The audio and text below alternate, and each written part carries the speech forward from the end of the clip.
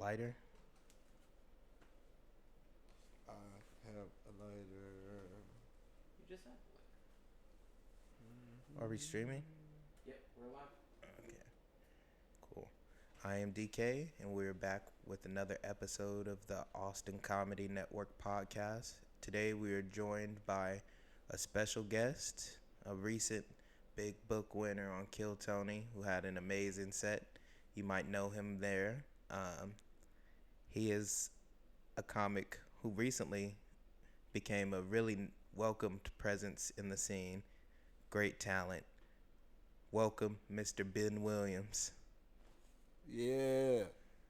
What's up, man? I'm happy to be here. That's right. That's right. Man, so this has been one in the making for quite a while. Ever since I told you that we were going to start this up. Um, you're one of my greatest friends out here. I really enjoy your presence. It's always nice to see another black guy in particular. And I'm not too huge on the whole big black thing, but I fucking you know what I mean. We have a great time together. Yeah, we do. We have a great we time be having together. we be doing some real ignorant shit in the corner. Yeah, we have fun times, man. But I mean, apart from even your personality, from the very moment I saw you perform your first set out here, I knew that you're somebody that I really wanted to be friends with because I really admired the way that you perform comedy. Thank you. You always keep the same energy on stage, regardless of how small the crowd is. You go out there ready to do it every night, and you're one of the people that I see who constantly writes new stuff. You don't go out there performing the same jokes all 7 weeks. I don't like that. I see you every other week. You're throwing in new stuff, trying out new stuff. I mean, and a lot of the time it's fire, And I love to see the process and the growth of someone like you, who where are you from? Let's get into that a little bit. All right, I'm from Galveston. You're from Galveston, Texas. Yeah. Okay. And is there anything interesting about Galveston? Like, is Galveston known for anything? Yeah, they known for the 1900 storm. Like, we known for like the Pleasure Pier and stuff like that. So it's pretty well known, but it's like it's very so small. all bad too. shit. Yeah, like all bad shit. Basically, yeah. It's known for hurricanes hitting us and shit. So tell us a little bit about growing up in Galveston. Any interesting stories you have? Oh, well, it was good, man. Growing up in Galveston was fun. It was like I got a lot of interesting stories, bro. Like from me meeting Hurricane Chris, man, the rapper from Louisiana, to like just like being badass kids and shit, fighting and shit. It was just crazy shit. So did you live your whole life in Galveston? Nah, man, I actually moved like 15 minutes away to Lamarck, and it's like a small town. Like, it's outside Texas City. Like, I was living in like Lamarck and Texas City area, and that's like 15 minutes away. And it's like a small town, bro. It's very industrial. It got fucking the plants and shit there, and it's like it's even smaller than Galveston, but it's still like it was cool. It was cool living there also. Yeah, I met a lot of friends there. So I lived there like half my life. Then I just made the move here. Yeah. Cool. I lived in Bay Cliff too. That was a crazy place. Bay Cliff, where, Texas? Yeah, man. It was very like the whole town was crazy, bro. There was a lot of meth over there. It was crazy. And motherfuckers always say you gotta like lose your teeth to stay there.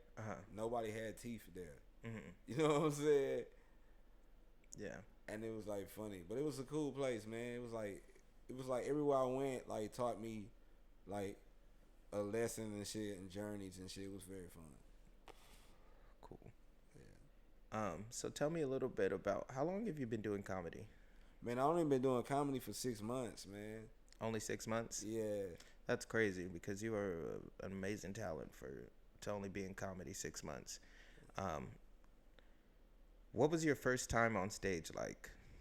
Man, my first time, I was like overconfident because I was like, man, I know I got this. I know I'm funny because I always been like class clown and shit. But it really was like eye opening because it's like you thinking you can do what these, like that's when I really took it serious. It's like my first time because like When I first said my first joke, they wasn't laughing, and it wasn't even like me, fucking like telling a joke. I like did a reaction to them not laughing, and they fucking like started like laughing like a motherfucker. Cause I was like, man, um, make some noise if anybody love themselves, and nobody said nothing. I was like, damn, y'all don't love yourself. Y'all just like me, shit. And they fucking started rolling, bro. And I was like, what the fuck, man? And then I tried to tell some more jokes. They ain't really killed, but just that one part. Like, I had like two parts that I got some laughter from, and it was like, yeah. Just from that, bro. Like, I was like, yeah, I'm doing this shit again. But I was like, my initial thought was like, I thought everything I say was gonna be funny. They was gonna laugh. But that I really learned, like, nah, you gotta really, like, put some work in with this. It's not easy. Were you under the intoxication of any substances at the time? The reason why I ask is because I ask this question all the time. Yeah. And a lot of people use alcohol to help get them on stage their first time. And I did personally. I was pretty wasted my first time on stage. My first time on stage, bro, I wasn't really like wasted because I was broke as hell, and I didn't even know I was going to the bar that day. Something just told me to go to the bar, and like I went, and my friends was there. I got wasted after my set because I was just there, and my homeboy who like he was working there and shit, and Ben, you ash it in there, by the way. Yeah. That middle cup. yeah, he was working. Reese's ones works. Yeah. He was working there, so like after he got off and shit, we got wasted. Like we celebrated, but it was lit, bro. Okay. And so since you've only been doing it 6 months, I'm sure you don't have a whole lot of experiences doing comedy, but do you have any bad ones in particular that have kind of stuck with you? Hell yeah, I got bad ones. My first time at the secret group was crazy, cause then this dude came out of nowhere. He saw me and my like manager at the time. We was like having a good time. We was laughing and shit. I was excited to be there, and it's like he came there. He was like this tall dude and was just started talking to me, bro, about nothing. He was talking and spitting and fucking like real adamant about what he was saying, and just like, oh man, like all these people here, man, none of these people your friend. Like, you comics can't have friends, and just giving me all this advice and shit. And then, I seen this real, like, comic, Jay Cookie. She gave me good advice. She was like, nah, man. She was like, don't listen to him. He don't know what he talking about. She was like, I was like, yeah, he a comic, ain't he? She was like, that's what he call himself. It was funny as hell, but I had some weird experiences, man, already, with this shit, man. It was like, but it was like nothing too crazy now. You know what I'm saying? Like you say, I'm still early into it. I had hecklers and shit like that, but it wasn't nothing too crazy. Like for the most part, everything been smooth. Yeah. And what's been your best experience in comedy so far? My best experience was Kill Tony because it was great. It was like the most people I ever performed in front of. But like just every time I get on stage is a great experience, man. It's always something different and something funny, bro. Like, it's always good, man. Like, yesterday was my first time getting on the Creek mic. That shit was awesome, bro. Like, just, that's what I say. I always say getting on stage, period, is good. But Kill Tony merely because it was with other comics, man. And then it was in front of our audience. That was great. That's what made it good. A big audience. Like, that's the biggest crowd I ever performed in front of. So, I gotta say that one, but every time I get on the mic, like you said earlier, if it's 3 people there or whatever, man, you know what I'm saying? Because if you make 3 comments laugh, it's like making 20 people laugh to me. So it's like you make them laugh and have a good time. So that's all that matters. Yeah, every time I perform comedy, there's something new that I learn. What have been one of the greatest lessons you learned in the 6 months that you've been doing it? In due time, man, because you want shit to go fast, but you gotta really put in the work and really put in the hours and stuff like that, man, because that's what it count. Like, you want to just everything to happen quick. You want to have shit like just fall in your lap, but you can't do that.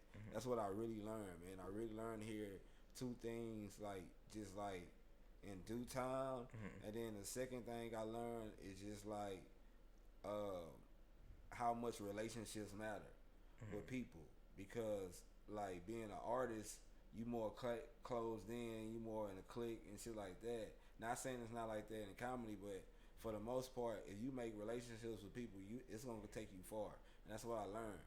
And through comedy, like you gotta really like when you really got genuine friendships with people and stuff, it'll take you far and stuff like that. Cause that's how I met y'all. Just you know what I'm saying, no ill intentions. So it was cool. So have you enjoyed comedy since you started? Do you think this is something you want to do the rest of your life? Yeah, it's definitely something I want to do for a long time, man. I don't know how long, but like for a long time. Like we can lean for the rest of my life, but we never know what it's gonna take me. But right now, I'm enjoying the fuck out of this. Cool, cool. Yeah. And since your time in Austin, I mean, because this is your first time moving to Austin and living here, right? Yeah, it's my first. It was actually my second time ever being in Austin. I've been here one time for South by Southwest in like 2017. It was crazy because I met the baby, and I met Lil Baby. Like they were both here and shit. Like, and that was before they really blew up. So it was cool. But other than that, man, this is my second time really being here. So it was real like eye opening. Like I'm really like I was really new and didn't know anything. Especially when I seen them moving cars, like them cars with nobody in it. That shit scared the fuck out of me first time. I actually almost got hit by one of them. Like for real, They are a little bit creepy when you see them for the yeah, first you time. get hit with one of them. Who you gonna sue? You can't fucking like, you know what I'm saying? The company? I saw a dude try to have road rage with one of them. I swear, bro, he was honking. He got out the car, but it's like ain't nobody in there. What you gonna fight? You try to punch the window or something? I don't know, but it's funny, man. Like this is a different city. Like it's Yeah. crazy. And can you tell me a little bit about some of your experiences since integrating into the Austin comedy scene? Like, Man, it's been crazy experiences. It's been like from the comedy scene, it's like different acts and different like forms of comedy that I've been like seeing and stuff like that. Because where I'm from, it was just like stand up. Like I wasn't seeing different like people do different stuff like prop comics. Well, nah, that's a lie. Cause in Houston they had prop comics, but they had like yeah, they had this woman. She fucking pulled dildos out of her purse. Like the whole act is funny. But shout out to Jay Cookie. She just pulled like, bro. She'll pull like a big ass dildo out and shit. It's like, damn, bro. Like, it's funny her whole show like that. But it's like here it was different stuff, man. Like you got different people that like, you know what I'm saying, different forms of stand up, and that I love it. That's what make it different. yeah, and none of us, just to update you guys real quick, none of us are on the list for the mothership mic. So Okay, bet. We got more time. cool. Yeah, we do. We got more time to burn. But I just have a question. Have you guys ever ridden in those self-driving cars before? I no. never have. So like they had like this promo, so I did it for free, and it was I just got really stoned and turned the volume of the music all the way up. Just ate Pete Terry's in the back. Yeah, That's that's pretty fun. that's pretty fun. Um,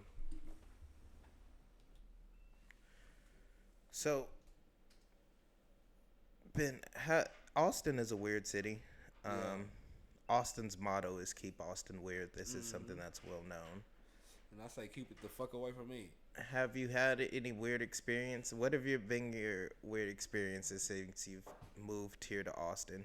Man, what haven't been my weird experiences here? From the guy that was in the trash can, who I like when I try to throw something away, I see an arm reach and take my trash. To the guy that I gave my lighter to and he started burning himself with it. To the girl I seen with her fucking like a onesie and it was open and she came up to me with like papers in her hand and she stuffed it in my pants. And she said, yeah, she pointed at her cat and said, it's a whole lot of money in this motherfucker. I was like, damn, man, like this real stuff to happen, man. Uh Like, huh. the old man, like I've been seeing this old. Any personal life changing experiences for you since you've been here? Yeah, because this is the first time I really been on my own, man. This is like the first time, bro. You would think, damn, he 30, he supposed to been on his own. But nah, man, this is my first time really not being around nobody, no family or nothing, and I created my own family. That's why I feel proud about that too, because it's like y'all like not just comedians, y'all like my family. So it's like that's what make it cool, because it's like I don't feel like I'm doing it in front of strangers. Like when I got y'all with me. So it'd be cool, man. Like that's what I'm most proud of that I did. It's like that I really stood on my own and really like, oh, I'm not running to mom. I'm not running to her. You know what I'm saying? Because my friend really told me before I got here, he was like, nah, man, you at the age where you need to take care of your parents. You know what I'm saying? They've been taking care of you all your life. Yeah. And that really hit home to me, and I was like, I'm not finna do that no more. Like she helped me to get here, but I was like, I'm not finna like call home. I'm not finna be like so. I endured some hard times here, but I'm really proud of myself because this is the hardest I work towards a goal, and it's really paying off. Like it really is. It really is. Yeah, it's really paying off. Like straight up. Yeah. I mean, just a week and a half ago, I think, maybe two, It's where, like two right now.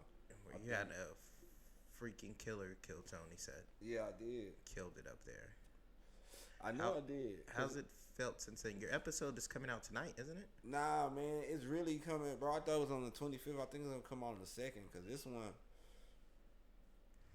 I don't know, because I think it come out like every month, like a new what's the name? So I'm not sure. It might be this one on the next episode. Okay. But it's coming out, and I'm like proud. Who was of the it. guest on that episode? Man, they had Shane Gillis there, Mark Norman. They had Ric Flair was there. It was like fucking. It was really like 8 comics there. I heard, but I was so like in the moment that I ain't really just see nobody like. But like it was like a lot of comments there, man. It was real cool, man. It was like a good time, and like I had a great interview. I feel like, and they gave me a joke book, so it was good, man. I got to rap and shit. Like it was fucking crazy. That show was real fun, man. The crowd was amazing. Tony was great. They roasted me and shit, of course. You know what I'm saying? One of the dudes said I look like the Somalian pirate that robbed Captain Phillips. You know what I'm saying? And I'll take it. You know what I'm saying? Yeah. But it was fun. And then afterwards, they were like, man, good shit. You know what I'm saying? And like, dapped me up and shit. It was like real cool. So I enjoyed it. I can't wait to get back on there. Like, for real. I can't wait to get back on there. Great. And how do you see yourself evolving as a comic in the next 10 years? Man, I'm really just gonna keep on trying, bro, and just like try new things and not be open. But I am gonna grow as a comic. Like I am. Like I'm gonna mature. I'm gonna like touch on different topics. Like it's gonna be different, but it's definitely gonna be a process. Like I'm not gonna be like the same forever. So I'm gonna always keep on evolving for these next 10 years. A lot of movies, a lot of fucking shows and shit. That's what I want to do. Like, you know, I got a lot of goals that I'm gonna make happen. So I've already accomplished so much that many goals that I set for myself. So it's crazy. Like, Yeah. And I just want to take a moment to compliment you because, like I said, you're one of the people that I truly admire. To have only been doing comedy 6 months, and I mean, that's about the 4th time that I have. I mean, I enjoy seeing your set every time. You are an amazing comic, and I do believe you're going to reach all your goals. I truly believe that in my heart. yeah, As long as you stick with it, you're gonna be successful. I You think know. so too, man. Cause that's all I'm really. That's anybody. I feel like anybody, if you put your mind to it, you know what I'm saying. You really can accomplish what you want to accomplish. But a lot of people let doubt and self doubt like stop them from doing stuff, and I just won't let it do it. Cause I just wanna. I know where I wanna be at. I'm gonna keep on pushing towards it. Ego, doubt, Yeah, shame, embarrassment. yeah. It's too many. It's too much of that, bro. Like that shit's stupid. And it's like that's why a lot of people will be wondering why they in the position they in. You know what I'm saying? Honestly, Yeah, I don't got nothing. I don't got no jealousy. get to your for 40s nobody. and you get regretful. Like, oh my God, there's so many things Yeah. in this world that I want to accomplish. Man, you gotta just do it. And I always tell people, like, I feel bad because there's so many people that I grew up with who are like, by the time they were 17, 18, 19, had already started a family, already had a wife sometimes, or girlfriend that they saw themselves being with forever, Yeah. and or boyfriend too, and they've built their house of stone, or I would say diamonds, because once you Yeah. have kids and stuff, it's like, before you even know who you are, Mm-hmm. you don't, it limits your options so much. And I'm not saying having kids is one of the most beautiful things that you could ever do, Mm-hmm. um, but at that point, the focus of your life becomes your kids. And there's so many people that weren't ready for that, who weren't ready to give up their lives, and they had a kid, and now they struggle with halfway raising a kid and halfway, you know, trying to pursue what they want in life, or giving up on one, you know, and neither is right. You can't give up on your kids, and it sucks to give up on your dreams, Yeah. You can't get up on your dreams. You can't. You gotta keep going. you got to. Yeah. You can't. Yeah. You can't. You gotta It's push. so funny because Nike put it so simply, but yet so eloquent. Like, just do it. Like, it's Yeah. really the truth in terms of anything you really want to accomplish in life. You have to just try. You're gonna fail. It's gonna suck the first few times, regardless. Yeah. Even this podcast right now, it's not the best it could be, not even close. But we're Yeah. gonna try, and in the beginning, we're gonna continue to push it out, and over time, we'll get better. Yeah. And the That's how you first gotta few do it. months, first few weeks, maybe even the first year, 2 years might suck, but hopefully, we plan to get to the point where, you know, this is something worthwhile. Yeah. You If know, you stay at it, you gonna get better. and that's the same thing with all of us when it comes to comedy, because one thing that's this podcast is about, it's about this Austin scene and documenting the people, the interesting characters within it, and the history of it, because there's not a whole lot of that going on. And I think the world is interested in the more underground and raw aspects of comedy, particularly in Austin, where the scene has blown up so much. Mm-hmm. Yeah, it's a big scene here, man. And if only they knew, like, the beauty in all of you guys as comics, trying to make Yeah. it in the world, the things that we have in common, Yeah. pain and laughter. I always say the world is born in polarities, light and dark, love and hate, Yeah. and things exist on the spectrum of those polarities. But like laughter and pain are one of those polarities. Like, a lot of us have a lot of common traumas and issues. We're very quirky, but that's the beauty in us all. In that, like, a lot of artists, they strive for individuality rather than to be subjected to groupthink, or be, as Jesus, the Bible refers to them as sheep. Yeah. You know what I mean? So many people are more invested in becoming part of a flock than they are in ever discovering who they really are. Yeah. And it just leaves you at the end feeling empty. For real. At least that's been what I seem to have noticed or experienced throughout my life. Oh yeah, straight up, man. It's just like what Langston Hughes said, man. A dream deferred.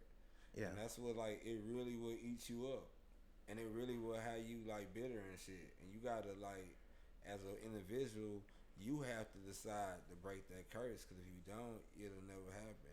And it's just, that's why I say, man, things be hard. Like, that's what I learned from, like, really, like, doing this shit from, like, making movies with my bro. It's like I would see the idea, I would see him, I would see us work towards it. I would see, like, it'll be hard shit, but then at the end of the day, we would come up with a movie. And when that shit happened, like when I like did the first one in 2019, I was like, nah, we can do anything. Like, cause I seen, like, the process, and then I applied it to everything. Everything is like that. Like, you gonna start something, it's gonna be hard at first, but then if you stay at it, you gonna have a finished product. And once you do that, you could be able to do anything you want to do. Yeah. Yeah. And nothing is ever as easy as it seems. Nah, it's not, because it's not like. And that's why so many people get discouraged even when they start something and start to get into the process and realize, damn, this is hard. Like, this isn't easy. Yeah. And don't be afraid to take a break too, cause that's how it was with me with music. Like, I love music. Like, even though, like, yeah, I'm doing comedy, everything going good with this, I still love music. And it's not like, oh, I'm not gonna ever do music again. It's just the fact. You're black. That surprises no one. Nobody. Nobody. Of course he can rap. Black ass. Oh, of course he loves music. He probably can run too. He's probably fast, that motherfucker. Yeah, this fucking guy. Show me a badge and find out. For real. For real. Yeah, but no, there's a broader point to that. Like, and the things you want in life, you have to put in the effort to receive. Yeah. Like, I mean, it's honestly one of the basic laws of physics. Like, Yeah. Laws of the you universe. put in what you receive. You Yeah. reap what you know. There's the old saying, you reap what you sow, Yeah. and that is so true. Unfortunately, and it's the unfortunate reality of so many things that people want to perspire to be. You can't get to point Yeah. A to Z without Yeah. going through B, C, D, E, F, G. Like, it Yeah. just doesn't happen, Yeah. and that it's part of life. And it as you get older, it comes with acceptance. You learn to accept things like that. Then nothing is as easy as it seems, and that's why you have people, especially older people, have like appreciation for art and knowledge. Like, even if I don't necessarily think the same way or can do that, I can still appreciate somebody who's worked hard enough who can. You know, and that's why so many people are into sports and stuff. It's like I don't may not be able to do that, but I appreciate somebody who's worked their entire life to fucking be able to run a 3.8. Yeah, for real. That's how it is. It's like the appreciation. That's like me with comics. Like I never say a comic is bad or he suck or whatever because it's like they crowd and it's like your crowd. It's whatever you want to do. I'll never say that because I respect the craft too much Yeah. about somebody. Like, And comedy is art and perspective. I tell people these two sayings all the time. Yeah. I'm like, comedy is like music. Somebody could be completely into hip hop or let's say country. Yeah. And you could try to play the Beatles for them, and they could be like, I don't like this. This is garbage. Yeah. That just because they think it's garbage, that they can think it's garbage. It's completely fine. To them, that's their honest opinion. That doesn't mean the Beatles in general are garbage or that rock as a whole is garbage. Yeah, it just mean you just don't rock with it. Yeah. It's not, and that's what it is. Like, now don't get me wrong. It's like you can not like you can. I would not say you're not funny, but that don't mean like you know what I'm saying. If I don't like you, I don't like you, shit like that. But at the end of the day, I never say nothing about you know what I'm saying the craft. Like nobody ain't funny or nothing like that. But it's like, yeah, that's just how I feel about it. I respect everybody. Like I respect all comedians. And then there's this other old saying that you could be the sweetest peach on the tree. Some people don't fucking like peaches. Yeah, they don't even gotta, like, you don't even gotta like me. Like, Yeah. I don't give a fuck. Like, you don't even gotta like me. You don't gotta think I'm funny. You don't gotta do nothing. Just respect me. I'm gonna respect you. Yeah. And that's anybody. Like that's any comedian out there. Like you know what I'm saying. Like I don't give a shit. But So real quick, Ben, yeah. walk me through a little bit of your writing process because for everyone it's always so much different. How do you decide what you're gonna perform on stage? How do you come up with your jokes? Man, really, like, to be honest, like, I don't be having a sequence. Like, I got my jokes that I know that work, and I just use them, bro. Like, and then, like you say, I use new shit. And it's just like, when I used to rap, like, I used to write so much, and then I used to just come off the head. And it's like that with here. I wrote so much comedy, and then now I got it to where I know how to piece it together and just add on to it and stuff like that.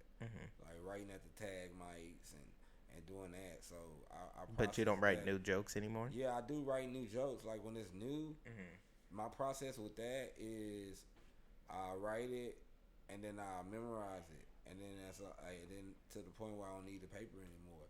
Because when I do that, it just come from like when I was in plays and shit. Like growing up, I used to be in all these plays, so just reading something and memorizing it. That's just how I do it. And it's like, you know what I'm saying? So it seemed like I'm just doing it on the fly, but I'm really like been prepared this so much. You know what I'm saying? Yeah.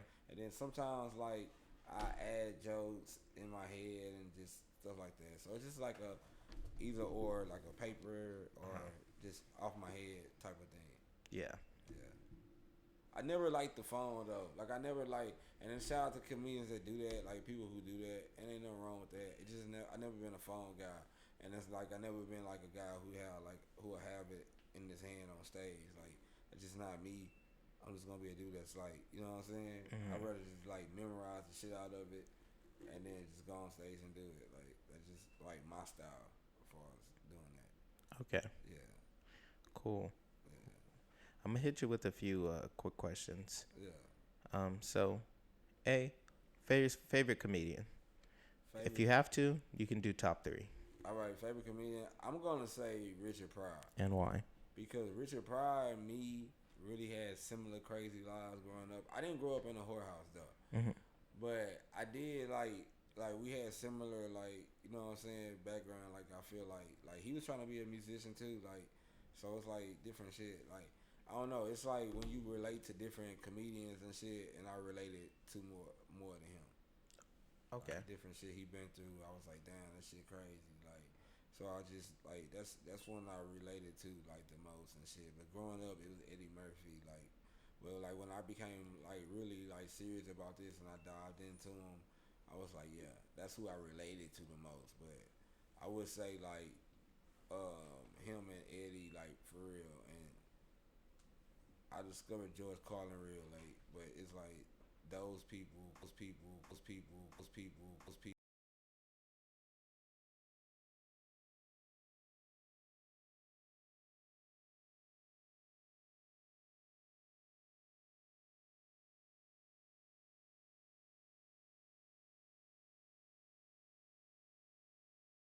Like it's so many motherfuckers that I don't even got a top three, bro.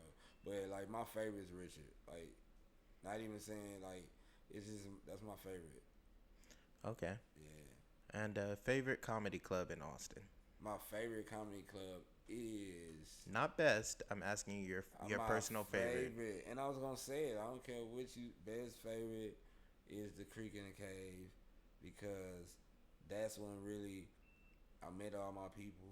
That's when really like everybody got close and shit, and like we all chill and shit, like at the Creek in the Cave. So yeah, Creek in the Cave is like my family. Them motherfuckers cool. I never had no problem out of them. So Creek in the Cave for sure. That's like the fucking. I always say that's my fucking comedy church.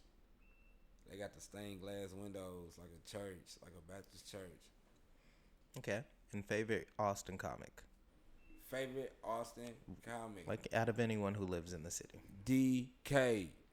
Nah, like, nah, seriously, bro. You definitely a funny dude. Like, for real. Like, you got some funny shit, too, man. Like, Uh-huh. for sure. But, like, favorite, I don't know, man. I'm going to say me. Nah, because I know me. I know what I've been through. I'm just going to say me. But I do Uh-huh. got favorite comedians and shit. Like I say, man. Like, you know what I'm saying? Like, shout out to Casey Rocket. Shout out to motherfucking Cam. All them people. You know what I'm saying? Keith Ray. Um, it's a lot more. Patrick. Like, it's some funny people here. Like, for real, man. Like, so it's hard to say favorites, but I do enjoy every time these guys go on stage. And it's a lot more, but, like, it is some funny, it's some talent here, for real. Like, not just saying that to, like, you know what I'm saying, be Hmm. all friendly and shit. It's really some funny people here, like, for real. And No, it's I like, can completely agree with that. yeah, like it's really and it's never a dull fucking moment. Like it's Uh-huh. not. It's never a dull moment here. Like I swear it's not, bro. Like just coming in here, cause this dude told me, "Oh man, just come to my house. It's always 5 people just leaving at like every minute. You could catch the door." He said that one day, and then today I was like, "All right." He said like Uh-huh. just catch the door. This Asian dude coming out. Man, this dude fucking seen me coming out, got in front of the door, put his leg right there, like to close. I was like, "Damn," and he was like, "You live in the building, man?" I was like, I got an interview with DK. Hmm. He fucking closed the door and shit and kind of got out the way. I was like, damn, man. Now all black people are criminals. Hmm. Motherfucker. I'm dead. I ain't want him to fucking put me in a, like, just like karate kick me Nah, or some shit. I get it. Nah, because he was like kind of swole. I know he knew karate. I'm dead. Dude, I would have just been like, yeah, I live here. I did. I said 207 at first and he fucking just like fucking slammed the door in my fucking face. Uh, I just wouldn't have gave a number. I would have been like, yeah, I live here. but do you have any favorite types of comedy? Because I mean, as you explore comedy, stand-up comedy in particular, you learn there's so many different genres and things that you either do or don't excel at, or do or don't really understand as much. So whether that be like dark comedy or family comedy or storytelling or improv or what is there anything that you really enjoy watching or gravitate towards? I mean, for me, I like all types. I like different shit, but like, as far as me doing it, I just do me, man. I really don't know what genre I'm in. Like, but I do enjoy different types. Like, I enjoy serial comedy. I enjoy it like that. Like with my stories, I be like, damn, do I do dark comedy? Like, because it's like some of the shit I talk about be dark and shit. Like, you wouldn't Well, really think it yeah, was it's a like lot of fucking, self-deprecation with a yeah, lot of edgy, yeah, edgy shit. edgy So it's like, sense. yeah, so it's like I don't know what type I got. I just try to be honest and like just, you know what I'm saying? Jokes on you are considered self-deprecation, like humor. Yeah, and that's what it is, man. But at the end of the day, Uh-huh. that shit make me feel good and shit because it's Because like of that, really I'm wrong. like it's like really like when you do shit like that, it's like I'll beat you to the punch and Hmm. like I'm gonna have the jokes, so I get the last laugh. Yeah. Um, okay. And real quick, uh, is there any types of comedy that you really struggle with? Like any aspects of comedy that it's like really hard for you to um, Man, joke about? Like, let's say it's hard for you to tell stories on stage, or um, let's nah. say do your set very clean. You know, any of the you find anything in stand up comedy fairly difficult for you to do? Um, at this point, I don't know what'll be difficult. The only thing that probably be difficult, maybe roasting, cause I can do it, but I'm not like a fucking like master roaster or some shit like that. So it's like that's not a strong point for me and shit. But as far as like other forms of comedy, I like improv, I like all that other stuff. So it's like I could do that, but other than that, yeah, just like being a roast comedian, I don't think I'll probably be. I mean, I don't know. For everything, I got everything I do. If I try hard at it, I'll probably be good at it. But like right now, that's just not something I'm interested in. You know what I'm Yeah. saying? What time does Kill Tony sign up close? I think 7:30. What time Okay, is it on? it's 7. All right, let's go. Well, we have Ben. Ben is a was a Ben lives here in Austin, so we have so many other times to do more interviews with him. Yeah, But this has been fun, like always. Ben, let's get your closing thoughts. You got anything you want to say to the people before you go? man. Follow me at Ben Williams Comedy. You know what I'm saying? On IG. Make sure you follow me. Any YouTube or Yeah, on YouTube anything it's else you Ben want to plug? Williams Comedy. I want to say thank y'all for having me. I want to say the sky's the limit. If you believe in yourself, you could achieve it. And all the fat bitches need to holler All right. at me. It's been a great one, guys. Yeah, let's do Thank you. it. Yeah. Thanks again to Patrick, our producer. Yeah. He's out here every day, about to be constantly producing stuff for us. We really appreciate him. So that's been another good one. Thanks, guys. Yeah.